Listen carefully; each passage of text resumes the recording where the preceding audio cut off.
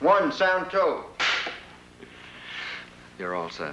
Yeah, I'm fine. Fine. Yes, fine. The earrings are in place? Yes, everything's fine. Okay.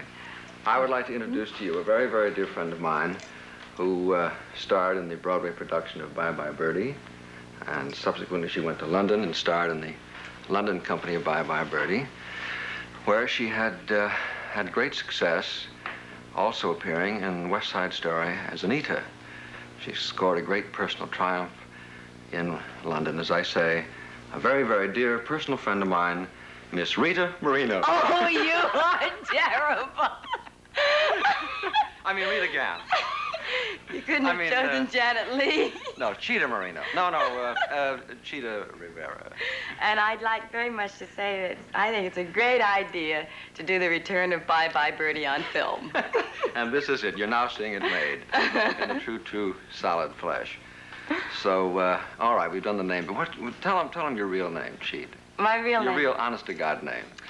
Dolores Conchita Figueroa de Rivera Montestuco Florentino Carnival de Fluente. And that's a very nice Jewish name. I don't believe it. It's true. It's true. Do it in the Jose Jimenez voice. Go on, I dare you. If I can.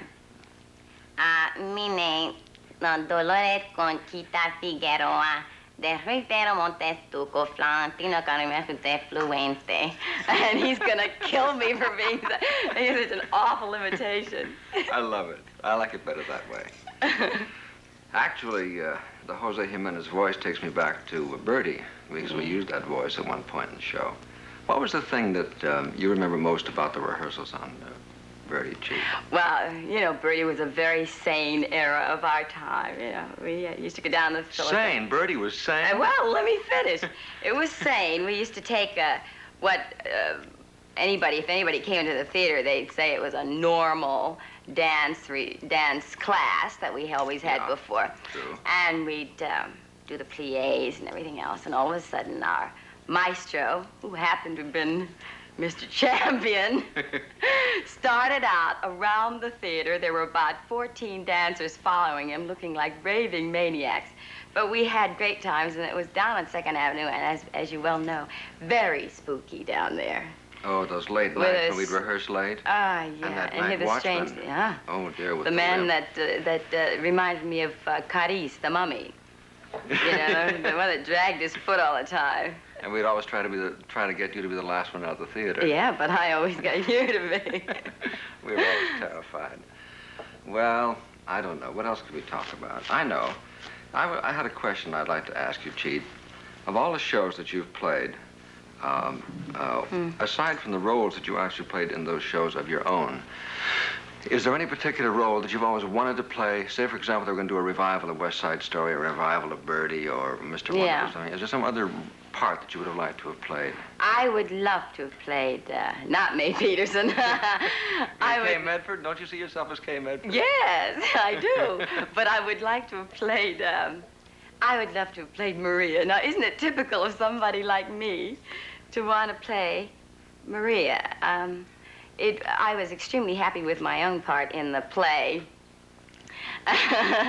But Maria was lovely. She was gentle, and, you know, she grew. She was young at the beginning, and she grew older in mind and not necessarily in, you know, in age, but she grew up. She went from a child to a woman. Yeah, true. And it was magnificent. I would love to have played that. But I'm happier with what I played, you know, in the play. You were good. I don't know why I'm telling you that. You were lousy. What am I saying? No.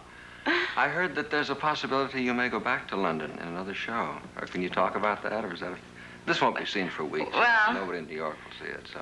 Well, yes, we've been asked to go back. And I'd love to go back because I love London, you know.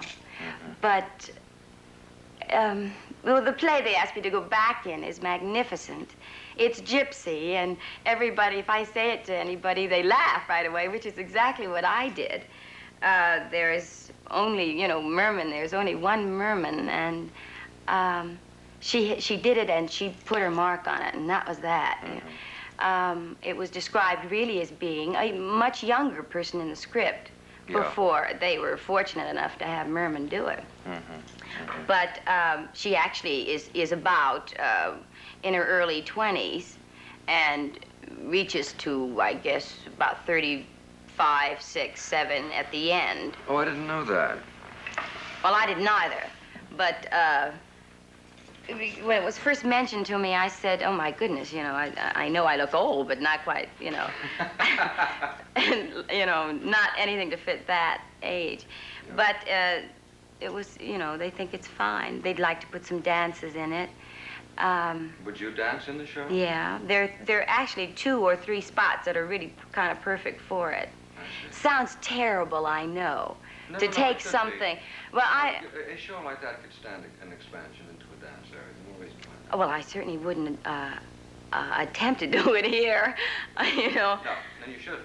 But there they might, you know, they might like it. I'd love to do it. Besides, I want to sing those songs. Chief, while we're here and wasting all this film, just look over there for me toward the, and you're on that stool. Just kind of swing clear on around back, too. Oh, that's lovely. Keep going. All the way? Yeah. Right. Did you see the mole? I don't think it'll show on the camera. It's too low. Okay. All right, save it. Thank you. Cut. 2, sound 3.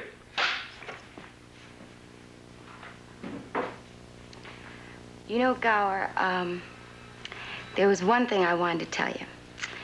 When I was about, I guess 17 or so, I used to go with a young fella who was energetic and proud. And being from a minority group that he was, or actually we both were, he used to go around with the wrong type of boys.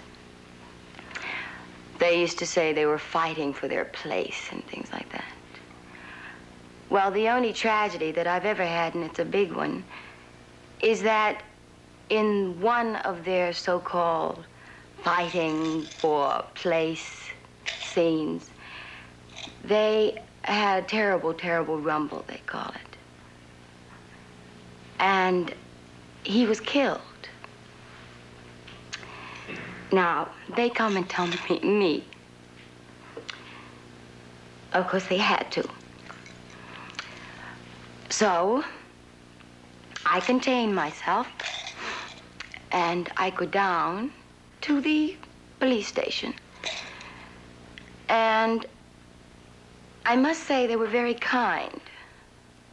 I say it very bitterly. The police? Yes. Because he's gone. And the only thing that they could do was to throw his jacket at me. Not hand it to me, but at me.